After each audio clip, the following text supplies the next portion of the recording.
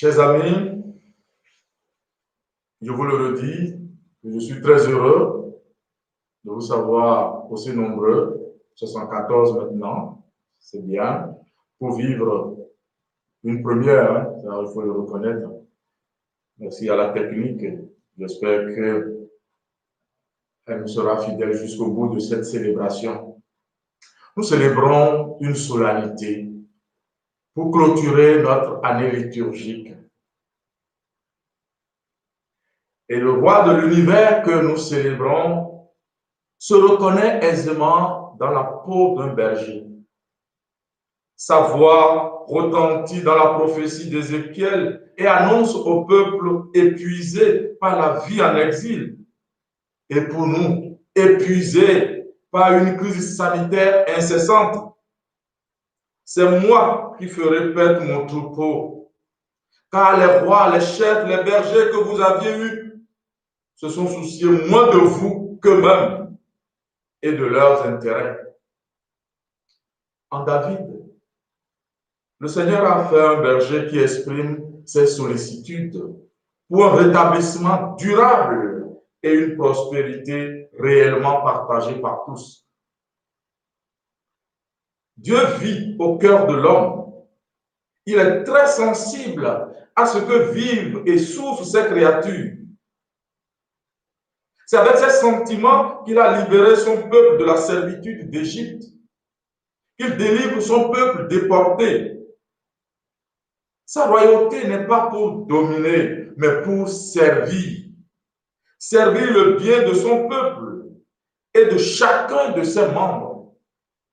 C'est pourquoi le prophète rappelle chaque fois que le pouvoir royal est un pouvoir de service qui découle de l'onction même de Dieu. Ainsi, chaque royauté rappelle celui qui a été oint de toute éternité par Dieu et en qui toute royauté trouve son sens, le Christ, le Messie par excellence.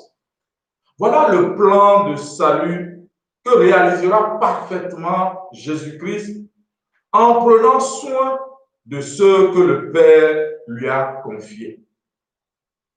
Et c'est lui-même qui nous déclare et nous rassure. La brebis perdue, je la chercherai. L'égarée, je la ramènerai. Celle qui est blessée, je la panserai. Celle qui est malade, je lui rendrai des forces.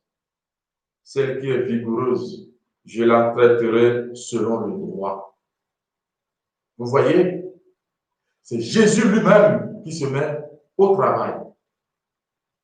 Mais Jésus ne va plus redescendre sur notre terre aujourd'hui pour panser les plaies, pour consoler, pour accompagner, pour soutenir. Mais il passera par toi et par moi. Ainsi, si j'accepte, je continuerai d'être pour le Christ sa main, ses pieds, sa bouche, sa tête, pour pouvoir réaliser son plan d'amour. Quand cette solennité de sa royauté, le Christ, par nos prières, allume une nouvelle espérance dans le cœur de notre humanité affaiblie par la crise sanitaire et ses conséquences collatérales. L'histoire de l'humanité s'inscrit dans la victoire du Christ, sa victoire sur la mort.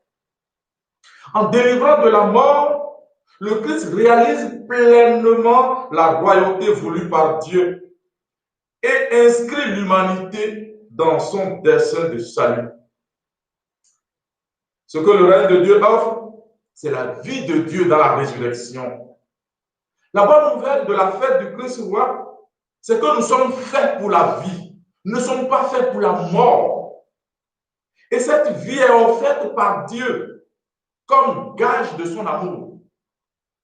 Le règne de Dieu se réalise donc chaque fois que nous entrions dans le règne, dans l'obéissance du Christ pour établir ce règne d'amour et de paix. ô Christ, roi de l'univers, venu donner à tous les hommes la vie en abondance, nous te confions toutes les victimes de nos indifférences, car il y en a beaucoup dans nos communautés. Le roi qui est célébré aujourd'hui nous jugera selon le bien que nous aurons fait ou non. Son jugement portera sur des actes concrets d'amour, de justice et de paix. En nous mettant au service du pauvre, de l'affamé, de l'assoiffé, du dénudé ou du prisonnier, nous aurons en partage son royaume.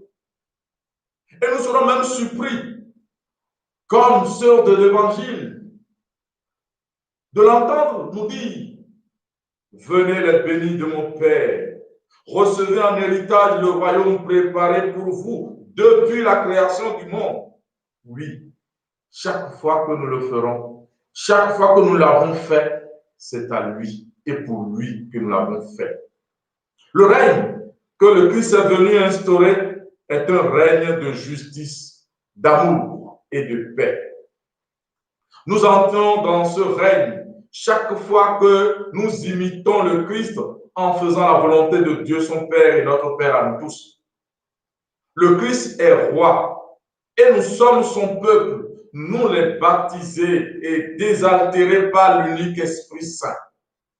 Nous sommes promis à la vie éternelle dans l'adoption du Père. Donc, appelés à faire partie des bénis du Père.